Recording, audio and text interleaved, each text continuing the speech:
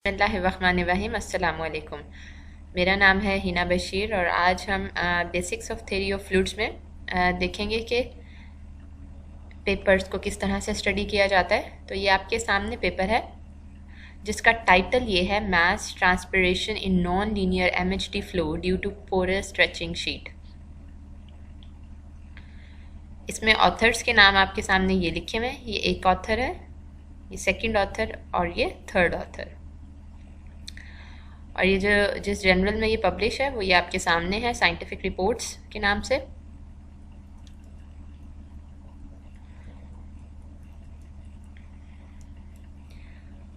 अब अगर हम इसका एब्स्ट्रैक्ट देखें पेपर का, तो उसमें वो ये कह रहा है कि motivated form numerous practical applications the present theoretical and numerical work investigates the non linear MHD laminar boundary layer flow of an incompressible viscous fluid over a porous stretching sheet in the presence of section injection mass transpiration। अब देखें इस एक paper में उसने इतनी सारी terminologies use की हैं। अब इसमें बेसिकली वो क्या काम करेगा, ये जो एब्स्ट्रैक्ट में वो ये बता रहा है कि इस पेपर में इस तरह का काम होगा या हुआ है। तो वो देखिए अब इसमें उसने क्या किया है, इसमें उसने थ्योरेटिकल एंड न्यूमेरिकल वर्क लिया है नॉन लीनियर एमएचडी फ्लो। आपको पता है वो फ्लो होता है जिसमें आपके पास मैग्नेटिक प्रॉपर्टीज इन्वॉल्व होती हैं। लेमिनर फ्लो भी आपको पता है क्या होता है, इनकम्प्रेसिबल फ्लो, ये हमने सारी जो बेसिक स्टडीज की थी। विस्कस फ्लूइड, पोरस मीडियम भी होता है हमारे पास, पोरस बाउंड्रीज भी होती हैं हमारे पास। अच्छा, ये जो पोरस स्ट्रेचिंग शीट है, अब देखिए ये शीट पे बात हो रही है, और जो स्ट्रेचिंग शीट आपके पास श्रिंकिंग भी हो सकती है और शीट आपके पास स्ट्रेचिंग भी हो सकती है। पोरस जिसमें हमारे पास पोर्स होते हैं, in the presence of section injection. अब देखिए इसमें इस पेपर में वो सेक्शन इंजेक्शन पे भी काम कर रहा है। सेक्शन का मतलब होता है सक करना और इंजेक्शन का मतलब होता है इंजेक्ट करना। फॉर एग्जांपल हम अपने जो भी मॉडल है हमारा मैथमेटिकल मॉडल, अभी हम देखेंगे कि क्या है। अगर हम उसको देखें मॉडल को, उसमें चीज़ अगर हम कोई खुद से इंजेक्ट करते हैं, कोई चीज़ हम खुद से इंजेक्ट करते हैं तो वो इंजेक्शन है, और अगर हम उसमें से कुछ सक करते हैं तो वो सेक्शन है। तो सेक्शन इंजेक्शन का ये कॉन्सेप्ट है कि खुद से कुछ ऐड करना, इंजेक्ट करना, दैट इज कॉल्ड इंजेक्शन, और कुछ निकालना, सक करना, वो आपके पास सेक्शन होती है। तब देखें इस पेपर में वो एमएचडी फ्लो भी ले रहा है, लेमिनर भी ले रहा है, इनकम्प्रेसिबल भी ले रहा है, विस्कस भी ले रहा है, पोरस स्ट्रेचिंग शीट है, शीट भी आपके पास पोरस है, और सेक्शन इंजेक्शन भी हो रही है।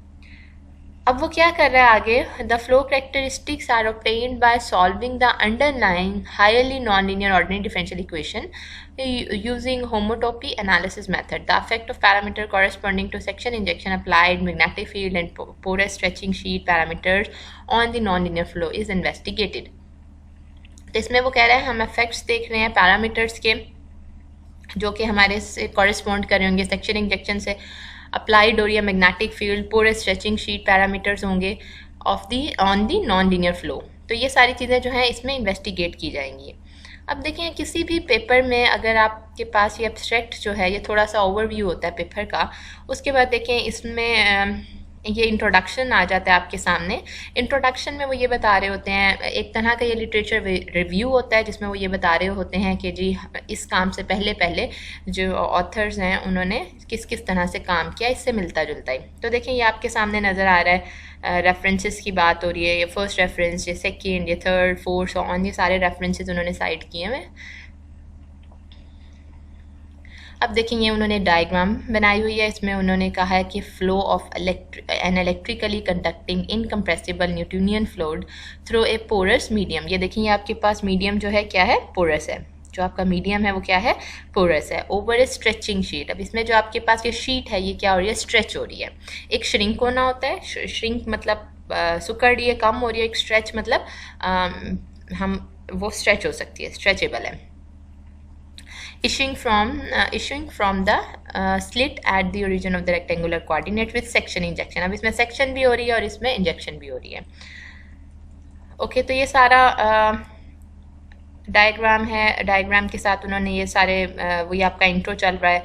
अब नीचे वो आपके पास बात करें मैथमेटिकल मॉडल की, तो अगर हम आपको वैसे मॉडल दिखाएं जिससे हमने रिलेटेड पहले काम किया हुआ है। तो देखिए ये आपके पास कॉन्टीन्यूटी इक्वेशन आ गई है। ये आपके पास क्या है, कॉन्टीन्यूटी इक्वेशन है। इसमें u और v जो है वो आपके पास वेलोसिटीज पैरामीटर्स हैं, x और y आपके पास रेक्टेंगल कोऑर्डिनेट सिस्टम है। अब ये आपके पास कॉन्टीन्यूटी इक्वेशन है और ये जो है ये आपके पास मोमेंटम इक्वेशन है। कॉन्टीन्यूटी इक्वेशन है, मोमेंटम इक्वेशन है। हमने इस किस्म के प्रॉब्लम्स पहले भी स्टडी किए हैं कि हमने सिमिलैरिटी ट्रांसफॉर्मेशन यूज़ करते हुए अपनी इन पीडीज़ को कन्वर्ट किया था ओडीज़ में। तो देखिए ये आपके पास कॉन्टीन्यूटी इक्वेशन है, ये आपके पास मोमेंटम इक्वेशन है और ये आपके पास बाउंड्री कंडीशन है। अब आपने क्या करना है, आपने ये जो आपके पास आपने ये dimensionless form of stream function we have this. देखिए इसमें आपके पास u v ये डिफाइन है। आपने इनको यूज़ करते हुए देखिए u जो है is a function of eta f prime u of x and f prime eta, और ईटा देखिए यहाँ पर ये है। तो अब आपने सिमिलैरिटी ट्रांसफॉर्मेशन यूज़ करते हुए आपने क्या करना है, अपनी इन पीडीज़ को ओडीज़ में ट्रांसफॉर्म करना है। तो देखिए जब आप इनको यूज़ करते हैं, जैसा कि हमने प्रीवियस लेक्चर में भी देखा था, जब हम अपनी इन सिमिलैरिटी ट्रांसफॉर्मेशन को यूज़ करते हुए अपनी इन पीडीज़ को ओडीज़ में ट्रांसफॉर्म करेंगे तो देखिए हमारे पास कुछ इस तरह की फॉर्म बनेगी। ये आपके सामने नज़र आ रही है, दिस वन। और जैसे कि मैंने पहले भी बताया कि कॉन्टीन्यूटी इक्वेशन जो होती है वो हमारे पास इसलिए होती है कि जो हम ये ट्रांसफॉर्मेशंस वगैरह यूज़ कर रहे हैं यू वी, ये हमारे पास इसको अगर हम इसमें इनको पुट करें और इसको फिर हम सॉल्व करें तो हम देखेंगे कि हमारे पास left hand side right hand side की इक्वल होती है। यानी कि जो कॉन्टीन्यूटी इक्वेशन है वो हमें एक किस्म की वेरिफिकेशन दे रहे होते हैं कि जी हम जो मॉडल ले रहे हैं वो सही है या नहीं। अगर हमारे पास कॉन्टीन्यूटी इक्वेशन सेटिस्फाई होती है तो हम फर्दर इन यू वी के साथ अपने मोमेंटम इक्वेशन और सॉल्व कर सकते हैं। अगर यहीं पे ये हमें नहीं वेरीफाई होती तो हम फर्दर भी इसको सॉल्व नहीं कर सकते। तो देखिए इसमें फिर इन्होंने इसी तरह इनको यूज़ करते हुए सिमिलैरिटी ट्रांसफॉर्मेशन यूज़ करते हुए इन्होंने अपनी पीडीज़ को ओडीज़ में ट्रांसफॉर्म कर दिया। और इसी तरह से जो बाउंड्री कंडीशंस हैं वो भी साथ में आपके पास उसी तरह से ट्रांसफॉर्म हो जाएंगी।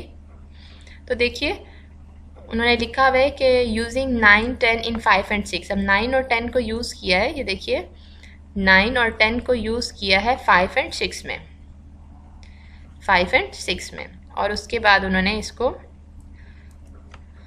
थर्ड ऑर्डर नॉन लीनियर देखेंगे आपके पास सिस्टम बन गया। अब देखिए इसमें सारा उन्होंने लिखा हुआ है कि के आपके पास dimensionless form of porosity of the medium है, के इनवर्स जो है वो मेजर ऑफ परमेबिलिटी है and parameter this is located to okay. इतना हम इसको नहीं देख रहे। तो ये आप थोड़ा सा पेपर्स को पढ़ना सीखें कि जी पेपर्स में अब देखिए उन्होंने उसके बाद हम क्या करते हैं कि सबसे पहले हम सिमिलैरिटी ट्रांसफॉर्मेशन यूज़ करते हुए अपनी पीडीज़ को ओडीज़ में ट्रांसफॉर्म करते हैं। देन हम उसमें कोई न्यूमेरिकल मेथड अप्लाई करते हैं, फाइनाइट डिफरेंस भी हो सकता है और आर की मेथड भी हो सकता है। ये मेथड यूज़ करते हुए हम इसको प्रोग्रामिंग के थ्रू फिर आगे हम सॉल्व करते हैं।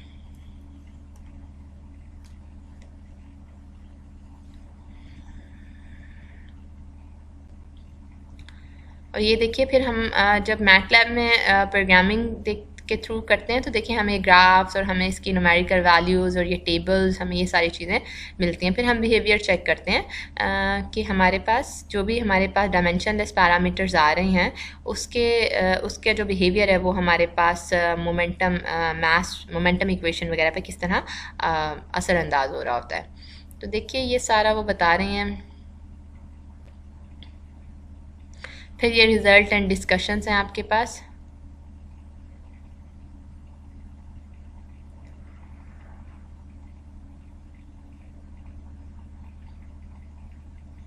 इसमें देखिए उन्होंने अफेक्ट्स अलग अलग से इस पेपर में उन्होंने अफेक्ट्स बताए हुए रेनॉल्ड्स नंबर्स के। अब ये रेनॉल्ड्स नंबर वगैरह आपको पता है क्या है? ये रेनॉल्ड्स नंबर्स जो हैं वो आपके डायमेंशनलेस पैरामीटर्स हैं।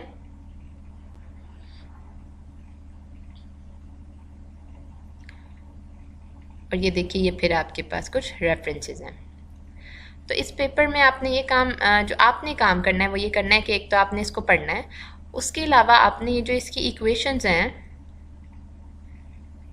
ये वाली equations, continuity equations and momentum equations, इसको आपने सिमिलैरिटी ट्रांसफॉर्मेशन यूज़ करते हुए इसको आपने क्या करना है, सॉल्व करना है। और सॉल्व करने के बाद आपने ये वाली जो फॉर्म है ये वाली फॉर्म बनानी है विद बाउंड्री कंडीशन दिस। जैसे कि हमने पिछले लेक्चर में देखा था कि हमने सिमिलैरिटी ट्रांसफॉर्मेशन यूज़ करते हुए अपनी पीडीज़ को ओडीज़ में कन्वर्ट किया। तो ये आपने वही वाला आपने मेथड अडॉप्ट करते हुए अब आपने यहाँ पर यू वी जो है वो ये लेने हैं और उसके मुताबिक आपने इसको सॉल्व कर लेना है।